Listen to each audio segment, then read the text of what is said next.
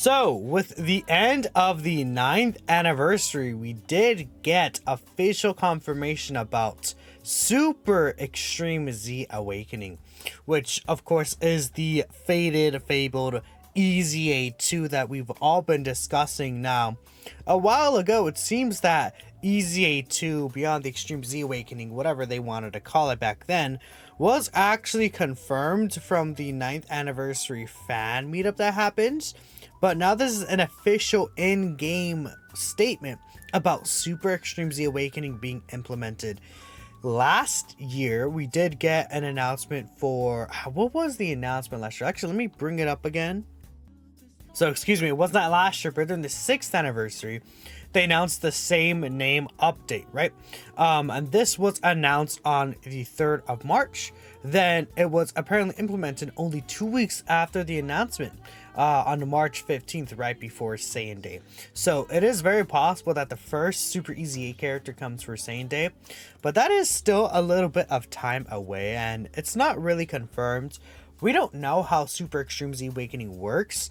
So for now, I'm actually thinking I'm going to do a little series here where we're going to look at Extreme Z Awakening characters and talk about what they could look like with the Super EZA, right? Now, when Super Extreme Z Awakening is in game, and if it's drastically different, I may just like even reboot the series or something like that. We'll see. But what I'm thinking Extreme Z Awakening or Super Extreme Z Awakening will just be an update to the character's passive. So like how LR EZAs are, I think they're just going to update the passive. Characters like this guy, which is the topic of the video, AGL Super Saiyan 3 Goku, obviously is the first EZA. I'm going to take a look at him as the first Super EZA concept for this specific video here. And then I'm not going to go in order of EZAs. I'm going to bounce back and forth between some EZAs. And if there's anyone you guys want to see me talk about in the comments below, feel free to let me know. But my next video I'm thinking about doing is the Tech Prime Battle Super Saiyan Goku, right? The original free-to-play LR in the game. I think he's a really awesome idea for a Super EZA. Now, the thing is that these guys' stats are so high, like level 140, like they could increase it to 150, but I'm thinking that they're not going to increase the stats. I think that's just going to be a passive upgrade. I mean, ideally they add links, but I'm not going to go that far and be like, oh yeah, they could add links to these characters that only have 6 links. But if they give this guy like a 6th link, that could be very useful. I mean, just taking a look here, what does the existing new Dragon Fist Super Saiyan 3 Goku have as his 7th link? He does have, he has Kamehameha, right? But what about the, well, I guess the LR also has that. Does the STR one, the old one, have 7 links as well? Yeah, what is it? Supreme, where was it? Supreme Power, right here. Yeah, I saw that. So, I mean, I guess you would get Supreme Power because these guys have Kamehameha or some other link or something like that. That could be very useful, but yeah, I think there's a lot that they could do for this guy in terms of what he could look like in the current difficult content. Now, I would like for them to design these guys in mind of existing difficult content. So I was thinking about it and I'm like, okay, this guy's an AGL character. He has potential for a debuff there, right? And I thought about making this guy really good for the Cell Max fight, making him a little different from the existing STR Super Saiyan 3 Goku, where this STR Super Saiyan 3 Goku is gonna just be a better character no matter what. I don't think they're gonna make him better than what this guy's doing, but just make him have this niche role where he's like really, really good and better in a certain event than what this guy is doing. I think would be the way to move around, especially with characters that have the same name, right? Now, characters that don't have the same name, maybe we don't really have to care about that as much. But I think especially for how old these characters are, they're going to need a lot to their passives to make them really good again. So I think hyper focusing on a certain event could really make them good so that they're at least very usable, one of the hardest fights in the game, compared to being a decent character against all the fights in the game, right? Kind of like how they do with some of these free-to-play units. But ideally, this guy is just overall busted, which I did making pretty good against all events, but he's really focused on the second stage of Sound Max, which is pretty difficult. He hits for 2.5 mil off the gate, but eventually he could be debuffed, right? So I kind of put some thought into that specifically here. He's also gonna probably be pretty nice for the Hiruda Garden event as well, the Hiruda Garden Red Zone. So here's my concept for his Super EZA. Now, did it take a jump and said category leaders go though? I think that they could give these guys category leads. If they give category leads on these Super EZAs, I think that'd be incredible. The reason why I gave him the final trump card like lead here is because STR Super Saiyan 3 Goku leads here. There's a lot of over the flash units here. There are a lot of good characters on this final trump card team. And it's like, you know, if you don't have the STR Super Saiyan 3 Goku, you could run this guy if you have him, and he's like a 160% leader at the bare minimum if you need to use the final trump card team for whatever reason. I think that could be interesting, right? Making like these, like not 170% leads, but like 150, 160%, I think could be interesting. And I feel like 150% maybe is a bit too low. So at least 160% is like almost there. It's like, we know 170% is more than enough, but like finding a middle ground there. Just making them AGL types, key 3 and 130%. I'm not really going to take advantage of that, but you know, maybe you could put Pan on the team or something, right? So 12 key super attack effect. It gave him greatly raised attacking defense for 4 turns, immense damage. He had that, and then greatly lowers attacking defense. So again, gave him this debuff here, and the 4-turn attacking defense stacking, because again, this guy is not going to be a character you're going to prioritize keeping on rotation as an EZA character. I mean, use its only LR EZAs that end up being good enough that you want to really keep on rotation every time. But giving this guy the flexibility to be floated off, I think would be very, very nice, especially with how, you know, stacked his teams could potentially be, like Earthbred Fighters, you know, Power Beyond Super Saiyan is a lot, movie heroes, even his own final trump card team. There's a lot of good characters that you probably would rather keep on rotation that I would assume he wouldn't be better than necessarily, especially these brand new LRs and stuff like that, right? So that's one thing to keep in mind there. Now, again, I gave him quite a big upgrade to his pass from just the 70% attack and 70% defense and 120% attack for 7 turns. So I give him 250% defense and then 33% damage reduction at the start of turn, right? Which is already a little different from what the existing STR Super Saiyan 3 Goku is doing because he doesn't have a damage reduction. 250% attack for 10 turns at the start of turn. 100% attack and defense when he attacks, then another 50% attack when performing a super attack. So again, that's 250% attack start of turn, then 150% attack on super. 70% crit chance against extreme class enemies, which again is in design with mine for like the Sound Max fight, but this could also be good for the movies Red Zone, right? The boss rush. 2 key support to super class allies. That's to make up for the fact that he doesn't have like another key link here, and you know, as an over and a flash unit, maybe you want to use him with some potential prepared for battle characters, and him giving that 2 key could really help shore up potential key issues, especially for this character as a TUR. Getting key could be super nice. Now he gets 100% extra attack and defense start of turn when collecting 3 or more key spheres. High chance to evade enemy attacks when he collects 5 or more key spheres. Now, the only thing here is that he doesn't create his own key spheres, right? He doesn't create rainbow orbs, something like that. I feel like, you know, it's like that's to kind of maybe balance him out a little, where it's like, okay, he wants these key spheres, but you do need to build a team a certain way so that he does get those key spheres. But again, there's a lot of good characters that are on his team, such as Gogeta Blue. You know, Blue Falcon, Goku and Evolution Blue Vegeta would be on some of his teams, right?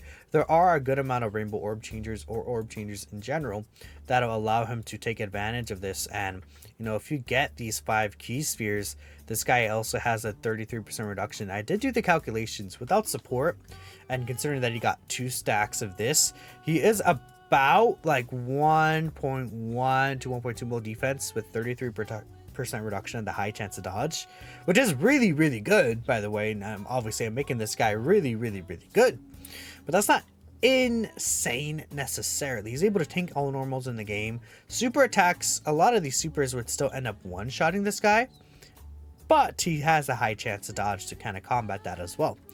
In terms of attack stats, when he has everything up, he's hitting it for about 15-16 mil range for just a one single super attack, which is actually not even really that insane at this point. But for an EZA doing like a 16 mil attack set without support, and then, you know, he has potentially 70% chance to crit against an extreme class enemy, and he's pretty good defensive, like I'll take that, right? More defensively shifted than offensively shifted, but we do have this ability. So once 7 turns have elapsed, which, you know, especially if you're on global, you're looking at this, you're like, 7 turns, what is going on? Attack 100% and then guaranteed stun against the attacked enemy for 2 turns when he performs a super attack. Again, this is in line with the Sao Max fight, where it's like, okay, after 6 turns, this guy is actually able to be stunned. So not only are you able to lower his attack and defense here, starting from the 4th turn onwards, which if you float this guy off in turn 1, he'll come back and will be able to debuff. On turn 7 from the start of battle, this guy's actually able to be stunned. So having a 2-turn stun guaranteed against the attacked enemy, and he'll do a pretty big extra chunk of damage, because again, this will be multiplicative. So this will basically be 200% attack when attacking right here, or I guess 250%. Doing the math, he does around 24 mil on that turn without support. Again, with support, those numbers can get pretty high, right? Probably even closer. I can see like some situations where people can get this guy close to like even a 30 mil attack set with this kind of setup. And I think this would be a good design for him overall. In most fights, you won't really be able to take advantage of the stun here, but that's why you can at least give the attack boost there. In a lot of situations, he'll be good just in general, right? I think very, very well. But this guy, again, I made with the Sao Max fight in mind, and it's like for a lot of these future characters, I'm gonna make them with some of these difficult events in mind, where it's like they're hyper focused to be really good in one of these events, but I still want to balance them out so they're not bad everywhere else, right? Where it's like, okay, maybe against I will take this out, because he doesn't really necessarily need this against Sao Max. I mean, it would be very helpful. I think he would be able to live Sao Max supers, if I'm not mistaken. I think so. Maybe, yeah, I think he should be able to, right? Especially if you have like a 700k HP team or something, which this guy does have a good amount of HP. 19k HP is pretty good. But the thing is, this, like, I could take this away, but then it's like against those non-STR enemies, maybe he could struggle to eat super attacks and we'll get one shot, right? But let me know what you guys are thinking about this design here. I mean, I kind of went like beyond to make him really good, especially with how good these EZAs have been recently. I'm like, okay, you know, I don't really have to hold back as much as like I used to in like some EZA designs in the past. I'm going to be a little hopeful, but we'll see exactly how they take care of that. So from here, I did ask how you guys would design this guy's super EZA, and we'll take a look here at the replies and see what's going on here. So here we have a concept right here. Master stacks attack, greatly raises defense for 6 turns and immense damage. Key to and 159% attack and defense, 77% attack and defense on guards for 3 turns, 30% chance to dodge and crits, then another 30% chance to dodge and crit when facing movie bosses, and that's it right there. I mean, that would be a pretty nice passive, right? I think, you know, multiplicative stats we're seeing right here, 60% chance to dodge and crit.